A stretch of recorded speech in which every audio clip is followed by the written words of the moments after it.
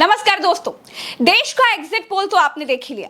खड़गे ने 295 सीटें लाने का दावा कर दिया। इंडिया गठबंधन कम से कम 295 सीटें प्लस 295 से ज्यादा आएंगे, कम तो नहीं आएंगे। नेता तो दावा करेंगे ही, लेकिन भारत के टॉप 8 वरिष्ठ पत्रकारों का एग्जिट पोल क्या है, ये जानना आज बेहद जरूरी है। देखिए, गोदी मीडिया पर तमाम एग्जिट पोल आकाओं को खुश करने के लिए भी दिखाए जाते हैं, लेकिन आज हम आपको बताएंगे कि देश के नंबर 1 पत्रकार अशोक वानखेड़े अपने एग्जिट पोल में बीजेपी को कितनी सीटें दे रहे हैं।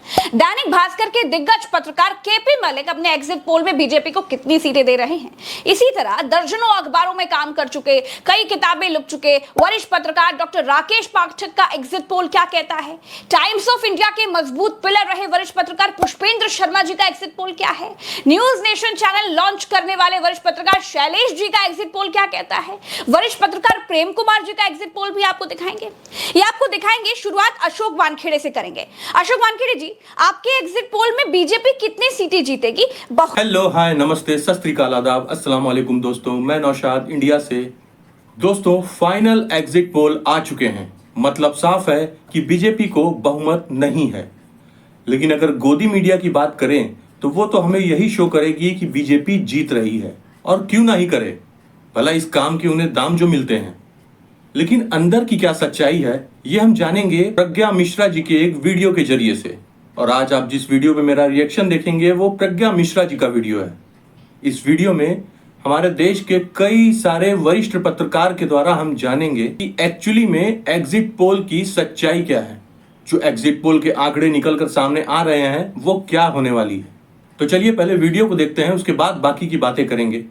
तो चलिए शुरू करते हैं। हुकूमत है या फिर नहीं है? देखिए प्रज्ञा जी, पहले चरण से लेके आखिरी चरण तक हम जिस हिसाब से चल रहे हैं, और ये आंकड़े मैं पहले भी बोल चुका हूँ, मेरे हिसाब से बीजेपी का अपना खुद का जो टोटल सीट्स रहेगी ये 230 से 235 के बीच में रहेगी, ऐसा मेरा आकलन है। और उसके बाद एनडीए गठबंधन जो है, अभी इनके पास कोई एनडीए गठबंधन, एक जनता दल यूनाइटेड है, नीतीश कुमार, वो आज दिल्ली आ रहे हैं। कुछ कांग्रेस के नेताओं को मिलने की बात हो रही है, पता नहीं फिर पलटी मारेंगे नहीं मारेंगे। और दूसरा एक इनके पास सॉलिड ब्लॉक है, वो है आंध्र प्रदेश से टीडीपी। टीडीपी का इतिहास रहा है, जिसके साथ चुनाव लड़ता है वो उसके साथ अक्सर नहीं रहता। तो वो देखना है वो टीडीपी कितना लाएगा, क्योंकि आंध्र प्रदेश का भी एक लिमिटेड है उनका। बाकी जगह पे जो इनके पास एकनाथ शिंदे की 13 सीटें थी, उसमें से एकनाथ शिंदे 2 सीटें भी कंट्रीब्यूट कर पाएंगे कि नहीं कर पाएंगे, या वो गठबंधन में रह भी कि 4 तारीख के बाद, ये पता नहीं है। बाकी एक दो सीटें वाले लोग हैं, और कई ऐसे दल है कि जिनके सीट्स नहीं। तो मेरे हिसाब से बीजेपी का अपना 230 से 235 के बीच में ऑस्कुलेट होना चाहिए, ये मेरा आंकड़ा है। अशोक वानखेड़े के हिसाब से बीजेपी 230 से 235 सीटों के पार नहीं जा रही है, यानी कि बीजेपी बहुमत से बहुत दूर है।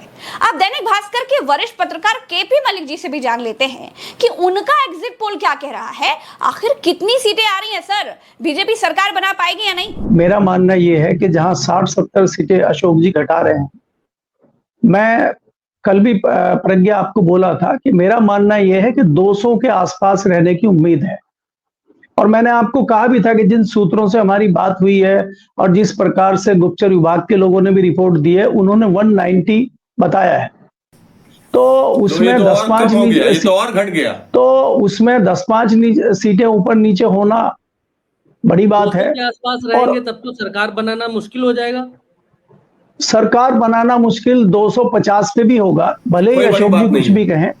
ये इस तरह के लोग हैं, जितना ज्यादा अपने आप को दिखा रहे हैं कि हम बहुत ताकतवर हैं और हम बहुत बड़े ये हैं, सबसे पहले इसी तरह के लोग मैदान छोड़ के भागते हैं। देखिए, केपी मलिक जी बीजेपी को 200 सीटों पर ही समेट रहे हैं। उनके एग्जिट पोल के हिसाब से बीजेपी 200 के पार नहीं जा रही है, यानी यहाँ पर भी बीजेपी बहुमत से कोसों दूर है। टीवी डिबेटों में बैठने वाले वरिष्ठ पत्रकार प्रेम कुमार जी से भी पूछ लेते हैं कि प्रेम कुमार जी, आपका एग्जिट पोल क्या कहता है भाई, बीजेपी को कितनी सीटें? देखिए, आंकड़े तो हम दे चुके हैं कई बार, और वो लगभग वही बात है कि 204 का आंकड़ा हम एनडीए के लिए देते हैं और 307 का इंडिया के लिए। मगर इस आंकड़े के अपने आधार भी हैं, और वो आधार लगभग जो अशोक जी कह रहे थे वही है, लेकिन हम थोड़ा जैसे महाराष्ट्र में वो बहुत उदार भाव से देख रहे हैं, हमने उदारता नहीं बरती है। हमने पूरे जो एक्सपेक्टेशन है उसको रखा है कि नहीं 30 सीट आएगी इंडिया को तो आएगी, इस तरीके से रखा है, तभी ये 300 फिगर पहुंचता है। अगर उतनी उदारता रखेंगे तो फिर नीचे जाएगी। तो ये है, अब है कि हमारे उदारता बरतने या निर्मम होने से तो कोई परिणाम बदलने वाले नहीं है, जो होना है वही होना है। तो जनता जो है एक रूट तय कर लेती है करना क्या है, और हम जिसको जनादेश बोलते हैं, और जनादेश सत्ता को उखाड़ने का है, ऐसा साफ साफ महसूस हो रहा है। दोस्तों, प्रेम कुमार जी के एग्जिट पोल के हिसाब से तो इंडिया की सरकार बन रही है। इंडिया को 300 के पार प्रेम कुमार जी देख रहे हैं। अब बारी डॉक्टर राकेश पाठक जी की। डॉक्टर राकेश पाठक जी दर्जनों अखबारों में काम कर चुके हैं, कई किताबें भी लिख चुके हैं। सिंधिया पर लिखी जिस किताब पर सबसे ज्यादा विवाद हुआ था वो इन्हीं की थी। डॉक्टर राकेश पाठक जी, आपका एग्जिट पोल क्या कहता है जी? कितनी सीटें आप बीजेपी को दे रहे हैं? वानखेड़े जी, प्रेम जी और मलिक साहब के आंकड़ों का एक बीच में औसत निकाल लें तो 210-220 पर अपन इस सौदे को तय कर लेते हैं। जैसे बाजार में जाते हैं ना, दुकानदार से कहते हैं ना आपकी ना हमारी, इतना भाव लगा लो, तो ये बीच का भाव हम लोग लगा लेते हैं 220 के आसपास, 210-220। लेकिन राकेश पाठक जी का एग्जिट पोल भी बीजेपी को बहुमत नहीं दे रहा है। राकेश जी के बाद अब हिंदुस्तान टाइम्स के मजबूत पिलर रहे पुष्पेंद्र शर्मा जी का एग्जिट पोल भी जान लेते हैं। पुष्पेंद्र जी, बीजेपी बहुमत में है या नहीं? मैं सीटों का आंकड़ा वो नहीं देख पा रहा जो भाई प्रेम जी देख रहे हैं या केपी मलिक साहब देख रहे हैं। मैं थोड़ा सा भाऊ साहब से थोड़ा सा आगे हूँ, लेकिन बात वही है। उसमें एक बात इंपॉर्टेंट आएगी भरत जी, जो बात अभी प्रेम ने कही थी और शायद केपी मलिक साहब ने भी कही थी कि उनके साथ कोई जुड़ना नहीं चाहेगा, और अगर पोस्टपोल अलायंस होगा और अगर बराबर आ जाते हैं दोनों अलायंसेस, तो मुझे लगता है कि इंडिया ब्लॉक से जुड़ने के लिए लोग दौड़ेंगे और इनसे दूर भागेंगे, क्योंकि वो मित्रता कहीं कंपल्शन वाली थी, कहीं वो दबाव वाली थी, कहीं किसी और तरीके की थी। तो उस बात से मैं बिल्कुल सहमत हूँ, और मुझे लगता है कि बहुत कांटे का चुनाव है। नंबर देना उचित नहीं होता, ना नंबर देना मैंने स्थिति बहुत खराब है। फिर भी मैं कहता हूँ कि उनको नियंत्रित कर दिया है मतदाता ने। वो कहीं तो चलिए हम आपकी तरफ से कह देते हैं, आप 40, 50, 60 के बीच में कहीं पर हैं। 240, 250, 260 के आसपास आप बिल्कुल भरत जी कह सकते हैं। पुष्पेंद्र जी खुलकर तो नहीं बोले, लेकिन उन्होंने कहा कि बेलगाम सरकार के मुंह में जनता ने लगाम लगा दी है, यानी कि बीजेपी अकेले दम पर बहुमत नहीं ला रही है।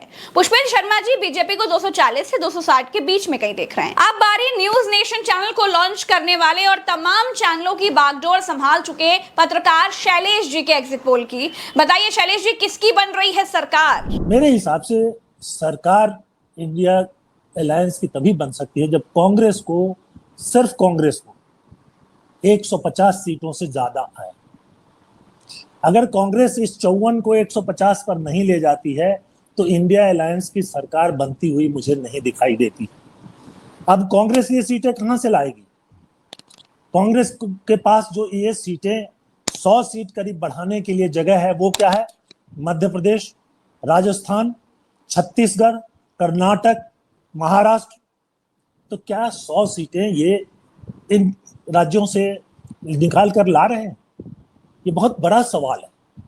अभी तक जितने लोग भी बात कर रहे हैं, महाराष्ट्र में की बात कर रहे हैं, बिहार की बात कर रहे हैं, उत्तर प्रदेश की बात कर रहे हैं, ये जो गढ़ है जहां सीधे बीजेपी और कांग्रेस की लड़ाई है, उसमें क्या हो रहा है?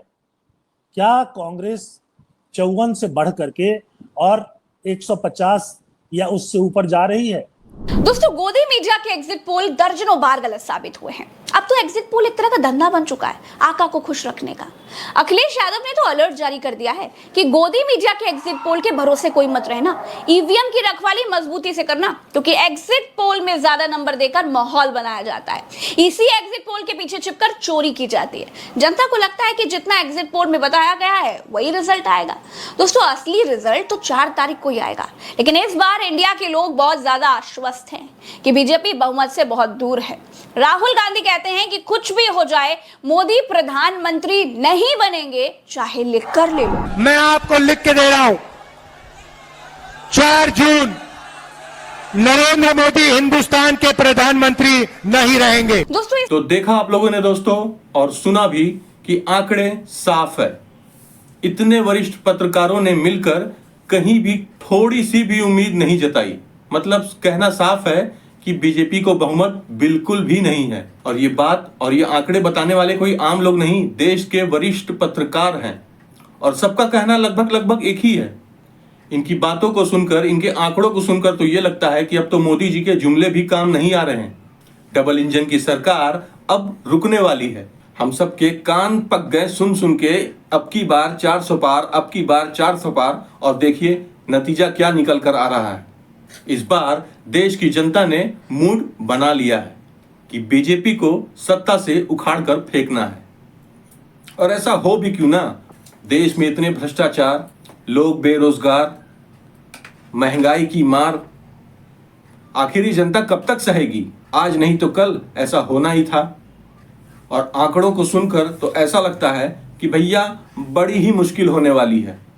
तो दोस्तों आज के लिए बस इतना ही। अब मैं आपसे विदा लेता हूं। अब मैं मिलता हूं अपनी नेक्स्ट वीडियो में। तब तक के लिए आप और अपने परिवार का ध्यान रखें। और हाँ, अगर वीडियो आपको अच्छी लगी हो तो प्लीज वीडियो को लाइक और चैनल को सब्सक्राइब। और हाँ, प्लीज बेल आइकन दबाना बिल्कुल मत भूलिएगा। नमस्ते, सत श्री अकाल, आदाब, अस्सलाम वालेकुम।